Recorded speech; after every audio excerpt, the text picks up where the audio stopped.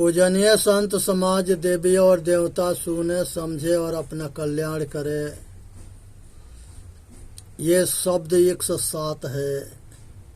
इसे सुनना है, समझना है, विचार करना है, अपना कल्याण करना है। खसमा बिनु तेली के बैल भयो,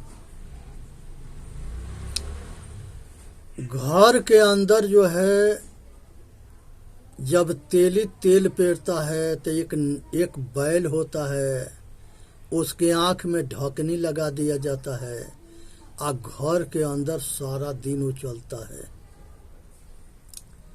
और पीछे जो है एक पत्थर रख देता है जिसे पता लगे बैल के कि पीछे किसान बैठा है। आँख बंद है, पीछे पत्थर है और वो कल्हू चल रहा है और वो अपना तेल पे रहा है और वो अपना काम भी करता रहता है। जहे थोड़ा रुकता है तो वो दूर से आवाज़ मारता है तो उसको पता लग जाता है कि पीछे किसान है। इसी तरह से मनुष्य जो है अज्ञानता के वजह से माया में सुख मानता है और वो सुख के पीछे दौड़ता है और रातों दिन दौड़ता है। सतगुरु कहते हैं, दौड़त दौड़त दौड़िया जब तक मन के दौड़, दौड़ थका मन थीर भया वस्तु ठवर के ठौर। मनुष्य ऐसे ही रातों दिन माया में सुख के भरम हो गया है और वो रातों दिन जो है दौड़ता है और वो सुख के पाने के प्रयत्न करता है। ये प्रकृति नियम है कि जितने विषय वासना के भोग मिलता है उतना ही उसके इच्छा प्रबल होता है और वो बढ़ता है। इसलिए इससे सावधान रहनी है और ध्यान रखनी है और अपना कल्याण करना है। एक सेठ जी थे और वो सेठ के घर में जो है बहुत कीमती घर बनाए थे और वो कीमती घर में आग लग गया। नौकर जाके सेठ से कहा कि सेठ जी मकान में आग लग गई है। सेठ जो है दुकान छोड़ करके लगा चिल्लाने। तब तक ले एक आदमी जाके सेठ से कह दिया कि सेठ जी ये मकान के आपके लड़का बेच दिया है। तब वही सेठ जो है रोना बंद करके आज हंसने लगा और कहा कि जल गया तो अच्छा हो गया। तब तक ले उसके लड़का आ गया। लड़का कहा कि पिताजी बेचने के लिए गए थे लेकिन बिका नहीं। फिर सेठ रोने लगा। ऐसे ही ये माया के जाल है। मिलता है तो खुश होता है, छूटता है तो रोता है। तो ये मिलन बिछुड़न दुहेलरा जस केचली तजत भुवंग। जैसे सरफ जो है अपने केचली के छोड़ता है तो दुखी होता है और फिर केचली उसको घेर लेता है। उसी तरह से मनुष्य जो है अपने कर्म रूपी जाल में खुद उलझ करके दुखी होता है और दूसरे के दोष देता है। संसार में कोई किसी के दुख सुख देने वाला ना है। ना काहू के सुख दुख दाता, निज कृत कर्म भोग सुन भ्राता।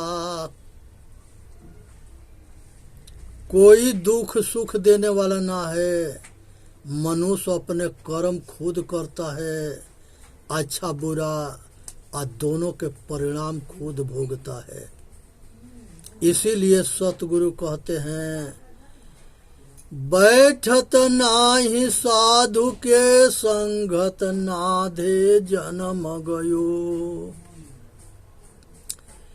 बिना सतगुरु के सत्संग के बिना आत्मज्ञान ना होता है। आत्मज्ञान जब तक ना होता है तब तक ले अज्ञान रूपी दुख पीछा ना छोड़ता है। इसलिए सतगुरु के शरण में जानी है, सत्संग सुननी है, अपने आचरण में उतारनी है और रहनी गहनी सील बन करके अपना कल्याण करना है। इसलिए सतगुरु यहाँ पर खाते हैं, बैठत ना ही साधु के संगत, नाधे जन्म गयो, धोखे में जन्म बीत गया। बही बही मरहु पचौ निज स्वार्थ, यम के दंड सहो। अनेक तरह के धोखा खाना, अनेक तरह के दुख भोगना, और फिर भी जो है भूल भुलैया के तमाशा घूस घूस के देखना। इसलिए सावधान होनी है, विचार करनी है, अपना कल्याण करना है, अपना स्वार्थ में अंधा ना होना है, निस्वार्थी बननी है और परहित में काम करना है। स्वार्थ से परे होना है, परमार्थी बननी है। तो इसीलिए सतगुरु कहते हैं, बही बही मरहो पचहु निज स्वार्थ, यम को दंड सहो। जो बोगे वही काटोगे, सुख दोगे तो सुख मिलेगा, दुख दोगे तो दुख मिलेगा। तो इसलिए सुख के खेती करो। खसमहि छाड़ी विषय रंग राते, पाप के बीज बोयो। धन दारा सुत राज काज, हित माथे भार गोहो। खसमहि छाड़ विषय रंग राते, पाप के बीज बोयो। मनुष्य अपने स्वार्थ में संसार के सब सुख के पाने के लिए प्रयत्न करता है और सुख के बदला में दुख होने से परेशान होता है। इसलिए सावधान रहनी है और विचार करके कर्म करनी है और अपना कल्याण करना है। इसी में मानव जाति के हित है। थोड़ा गेहूं देख लेंगे। खसमहि छाड़ी विषय रंग राते, पाप के बीज बोयो। स्वार्थ मतलब में अंधा होकर के किसी के दुख न देना है, सुख देना है, सुख के खेती करनी है और अपना कल्याण करना है। झूठी मुक्ति नर आशा, जीवन के उन प्रेत के झूठ कयो। पाखंडी गुरु जो है मुक्ति के व्यापार करते हैं और लोग के कहते हैं कि हम तो हमारा गुरु, हमारा मजहब, इससे तुम्हारा मुक्ति हो जाएगा। मुक्ति कोई ऐसा चीज ना है जो किसी कोई दूसरे के मुक्ति करा दे। बंधन हम खुद बनाए हैं और मुक्ति हम खुद ही अपने सारे बंधन के छोड़ने से मुक्ति होता है। जैसे कोई शराब पीता है, शराबी, तो उस शराब के आसक्ति में लाचार विवश मजबूर हो जाता है, तो वो जो है उसकी गुलामी को झेलता है। जैसे एक आदमी शराब पी करके अब पड़ोसी के घर में घुस गया और वहाँ नौटंकी करने लगा। उसने सामने वाली के बुलाया, कहा कि अपने पति के समझा दो, दारू पी के और उल्टा सीधा बोल रहे हैं। लुगाई आई, पकड़ के ले गई और ले जा करके अब बहुत उस समझाने मान के नहीं था, किसी तरह से समझा बुझा के रखी। लेकिन वो लुगाई इतनी कड़ी उस पर चप्पल बजाई आज दारू पीना बंद हो गया तो उसको दारू से मुक्ति मिल गई। वो राजी से या शराफत से नहीं छोड़ा था, लुगाई के डर से छोड़ा था, क्योंकि लुगाई कही थी कि दारू पियोगे तो मारेंगे। तो चाहे डर से छूट जाए, चाहे राय से छूट जाए, किसी तरह से अगर नशा छूट जाता है तो उसके कल्याण हो जाता है। उसी तरह से संसार के जो आसक्ति है, चाहे शौक से छूट जाए, चाहे डर से छूट जाए या किसी तरह से छूट जाए, तो वो आदमी बंधन से मुक्त होता है। इसलिए सतगुरु के शरण में जा करके अपने बंधन और निर्बंधता को जाने और अपना कल्याण करे, और झूठी मुक्ति के आशा में भ्रमित होकर के अपना जीवन खराब ना करे। सही मुक्ति को समझे। लख 84 जीव जंत में सायर जात बहो। ये 84 लाख जोनी के धारा में सब बहते जा रहे हैं। कौन किसको बचाने वाला है?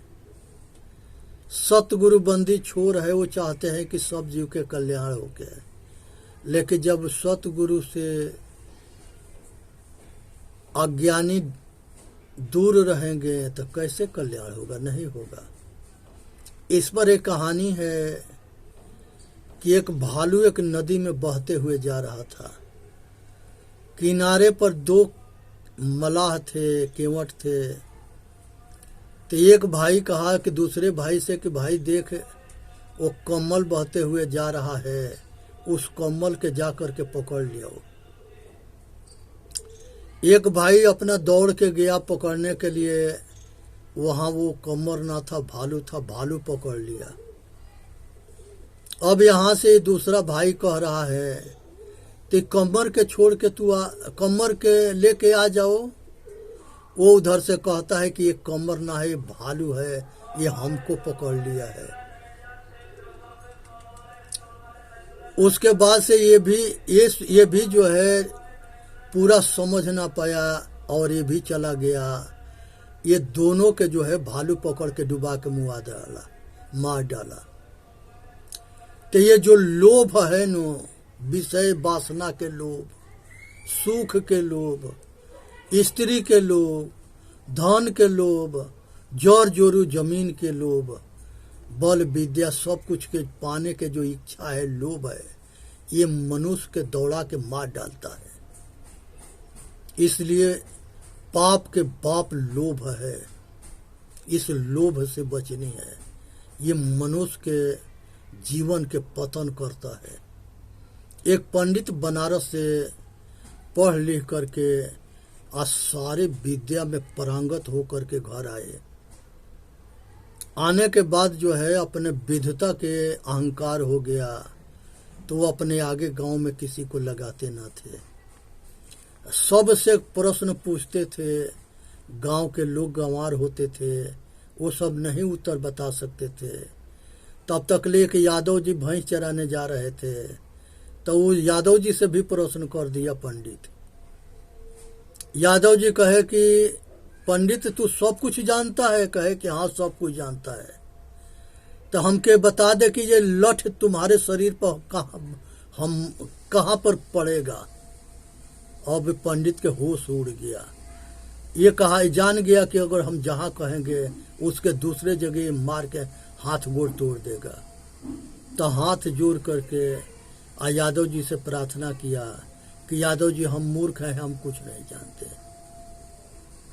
तो अब जाकर के उसके जान बचा, घर आया और यही अहंकारपूर्ण बात अपने औरत से बोलने लगे। औरत कही कि पंडित जी आप सब कुछ जानते हो? कहा कि हाँ हम बनारस से पढ़ के आए हैं, सब विद्या में पारंगत है। वो लुगाई थोड़ा सा होशियार थी, पूछी कि पाप के बाप कौन है। ये अपना पोथा पतरा लगा खोलने, अब वेद शास्त्र पुराण उलाटने लगा, कहीं न मिला कि पाप के बाप कौन है। अब ये परेशान हो गया। फिर दोबारा अपना औरत से कहा कि हम अब जाएंगे कल फिर बनारस पढ़ने के लिए। गया पढ़ने के लिए फिर दोबारा बनारस। एक वेश्या थी जो वेश्या के ये भी जानते थे पंडित और वो भी इनको जानती थी। दोनों नज़दीक में रहे थे, क्योंकि जहाँ पर बनारस में लहरतारा है वहाँ वेश्या पाड़ा भी है और उसी जगह कबीर साहब के आश्रम भी है। तो वो पंडित वहीं गए अपना। पंडित बाजार में वेश्या मिल जाती है, कहती है कि पंडित क्यों परेशान हो। कहे कि हमारी समस्या ऐसे ऐसे है। वेश्या कहे कि इसके उत्तर हम बता देंगे, आप हमारे साथ चलो। वेश्या लेके साथ में चली गई। ले जाने के बाद से उसने जो है पंडित के 500 रुपया दी, नाश्ता पानी करा दी, 1000 रुपया दे के खाना पानी खिला दिया।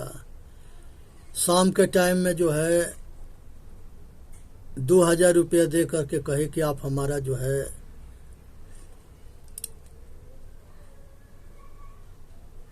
शरीर के दबा दो, और निवस्त्र हो करके लेट गई। ये पंडित जो है शरीर दबाने लगे। दबाते दबाते ये इनके खोपड़ी पर भूत चढ़ गया और ये अपना होश हवास खो दिए और सारे हद को पार कर गए। जब सारे हद पार कर गए तब उसके बाद सवेरे जो है नहा धोआ करके और टीका फंदा करके आए, अपना बैठे पूजा वूजा करके आए। कहे कि वेश्या तुम हमारे प्रश्न के उत्तर ना दी। वेश्या ने कही थी कि वो कुंड से तुमको डुबा के निकाल दिए और फिर भी तुम्हारे समझ में ना आया। कहे कि क्या मतलब।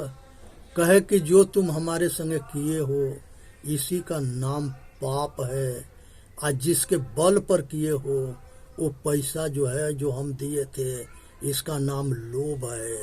तब पाप के बाप ये पैसा है, लोभ है।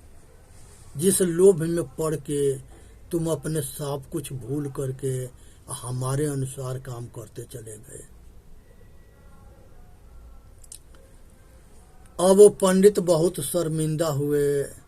शर्मिंदा होने के बाद से फिर अपने घर गए, सारी बात अपने पत्नी के बताए। अब उनके पत्नी जब बता दिए तो इस तरह से जो है मनुष्य इस कहानी से शिक्षा लेना चाहिए कि अपने धर्म के रक्षा के लिए अपने कर्तव्य को नहीं छोड़ना चाहिए। और इस पर सीख लेना है तो सीख जो है गुरु गोविंद सिंह के 2 बच्चे थे जिसको इस्लाम धर्म अपनाने के लिए प्रेशर देते गए इस्लामी, और वो सब जो है उनको दीवार में चुनवाना, जिंदा दीवार में चुनवाना शुरू किए। और वो दीवार में चुनाते गए और ये पूछता रहा कि अभी से इस्लाम धर्म अपना लो। लेकिन वो सब दोनों बच्चे जो है जोरावर सिंह और फतेह सिंह 12-14 साल के बच्चे थे। ये जो है दोनों जो है बहुत जुझारू थे, जुझार सिंह। और ये दोनों जो है दीवार में चुनवा दिए गए, लेकिन इस्लाम धर्म के नहीं अपनाए। इसलिए सावधान रहनी है, अपना कल्याण करना है और अपने धर्म पर अटल रहना है। 184 जीव जंत में सायर जात बहो, काहे कबीर सुना हो संतो, उन स्वान के पूछ गो। हे भाई, संसार के अंदर जो है ये ध्यान में रखनी है कि मनुष्य के कल्याण कहाँ होता है, उसी काम को करनी है जिससे मनुष्य जाति के भला हो। एक बेर ये कहानी है कि अकबर जो है बीरबल से पूछा कि ये बीरबल बताओ कि दुनिया में सबसे बड़ा मेला कहाँ के होता है। बीरबल कहा कि हजूर हमके 10,000 रुपया चाहिए और 10 दिन के समय चाहिए। 10,000 रुपया बीरबल दिवा दिया। आइए अपना चले गए और 5,000 रुपया दे करके आएगो जो है जूता बनवाई, एक जोड़ी सुंदर जूता 2 हाथ के, और उसमें 2,000 रुपया दे करके मौलवी के कह दिए कि 3 बजे रात में तुम आवाज़ लगा देना कि ये खुदा जो है यहाँ टट्टी कर रहा था, ये उसी का जूता है। अब जो है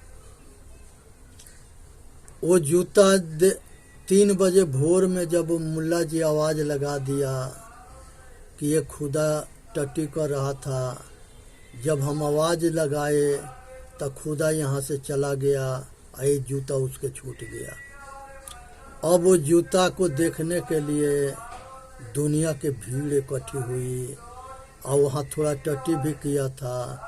सब वो टीका करने लगे, माथे पर लगाने लगे और वो जूता देखने के लिए बहुत विशाल मेला लग गया। और वो मेला के जब ज़्यादा शोर हुआ तो यहाँ तक ले कि अकबर बादशाह भी वो मेला में जूता के दर्शन करने गया। फिर जब जूता के दर्शन करके आया, अकबर पूछा कि महाराज मेला कैसा था। वो धासनपुर के मेला के नाम से प्रसिद्ध हुआ कि धासनपुर के मेला कैसा था। बीरबल कहा कि अकबर वो धासनपुर के मेला के कोई जवाब ना है, बड़े वो सबसे बड़ा मेला है। अकबर से बीरबल कहा कि अब इसके हकीकत जानोगे। कहा कि हाँ बताओ हकीकत।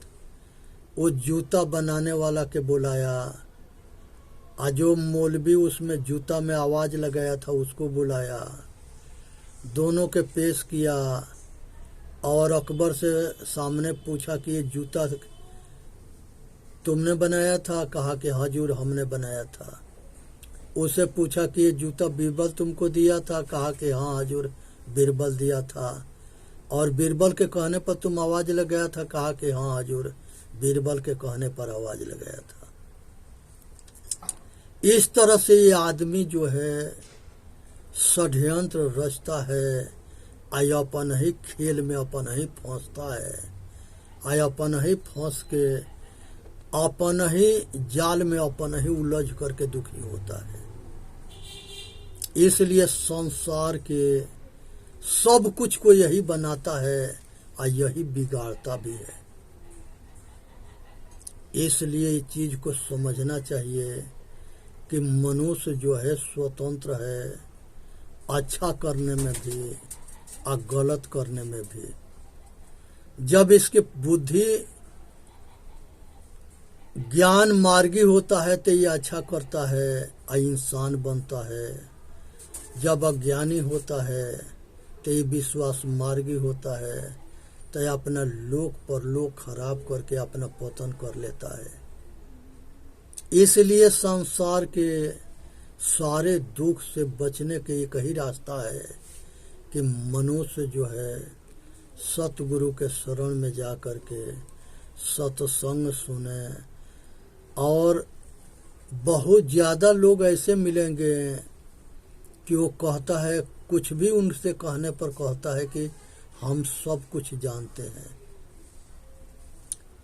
और सब कुछ जानते हैं।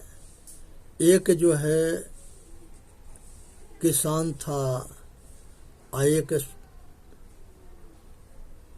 गुरु जी उसको समझाते रहे।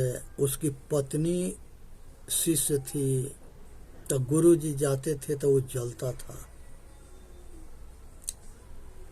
और कुछ भी कहने पर वो कहता था कि हम सब कुछ जानते हैं। उसको बीमारी पकड़ लिया, फालिस मार दिया, खाट पर सड़ने लगा।